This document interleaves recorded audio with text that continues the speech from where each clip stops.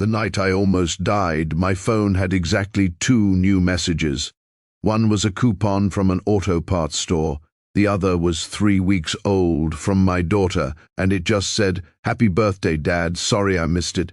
Before I tell you what I did with 37 years of my life's work after that night, let me take you back to where this all started. My name is Frank Doyle.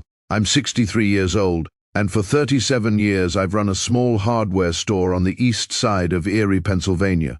My wife, Carol, used to say I knew the weight of every screw and nail in that building but couldn't remember to call my own kids back. She wasn't wrong. Carol passed 4 years ago. Since then, that store has been the only thing in my life that still needed me every single morning. I raised 2 kids in the apartment above that store, my son Mark and my daughter Jenny. They grew up sweeping sawdust for $1 an hour, fighting over who got to run the register on Saturdays. I used to think I was building something for them. I didn't understand yet how many Sundays I'd traded away to do it. On a Tuesday night in October, I was closing up alone, counting the register, when my chest went tight like someone had set a cinder block on it. I called 911 myself. I remember lying on the floor between the paint aisle and the counter, staring up at a light fixture I'd installed with my own hands back in 1994. I called Mark first, straight to voicemail. I called Jenny. Same thing. So I did what I've always done. I made it small. "Just some chest pains, nothing serious, don't worry," I said into both messages, because some habits don't break even when your ribs feel like they're caving in. The paramedics got to me in 9 minutes. My son didn't call back for 2 days.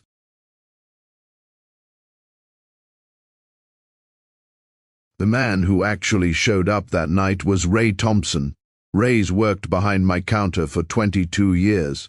He rode in the ambulance with me, sat in a plastic chair through the whole night, and was back at the store the next morning because he knew I'd worry about that before I worried about my own heart.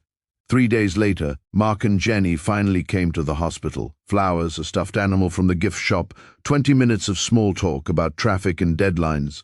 They hugged me on their way out and said, "Love you, Dad. Call if you need anything."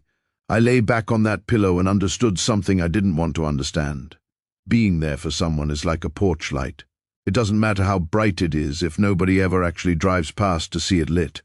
My kids had been driving past my porch for years. I went home to an empty house and a business with no real plan for what happens after me. For years my will just said, split evenly between Mark and Jenny, even though Mark told me once at 17 that he'd rather die than spend his life selling nails to old men. I never forgot that sentence. I just never let myself believe it was still true. So I called Linda, my attorney, and an old friend of Carol's, and asked her to help me write something new, not out of spite, out of honesty. I wanted to leave the store to whoever actually showed up for it, and that person had been standing behind my counter for 2 decades, not living 4 hours away in Pittsburgh. Some nights I still sat at the kitchen table Carol and I bought in 1988, feeling like a thief stealing from my own kids, even though all I was doing was being honest about who had earned it. Here's what I didn't expect. Going through our bedroom closet for paperwork Linda needed, I found an old shoebox of birthday cards. Mine. Dozens of them, going back 15 years. Cards Mark and Jenny had picked out or made that I'd tossed in a drawer during our busiest seasons and some years never even opened. I sat on the floor with that shoebox and something in me went quiet. I hadn't just been abandoned this year.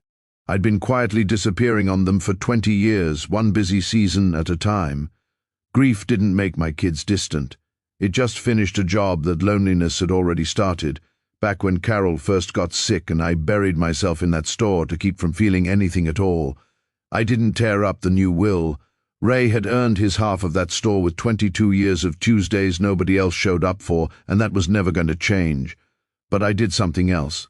I wrote Mark and Jenny each a letter, not accusing them of anything, just honest. I told them about the shoebox.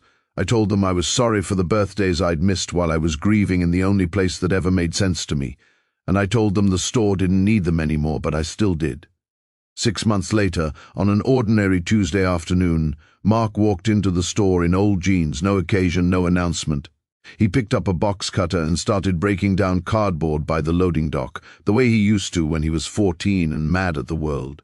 We didn't talk about the will We didn't talk about the hospital. We just worked the same aisle for 2 hours like no time had passed at all. I didn't get my old family back. I got a quieter, more honest one. If the people you love went silent tomorrow, would you be able to tell me the exact day it started?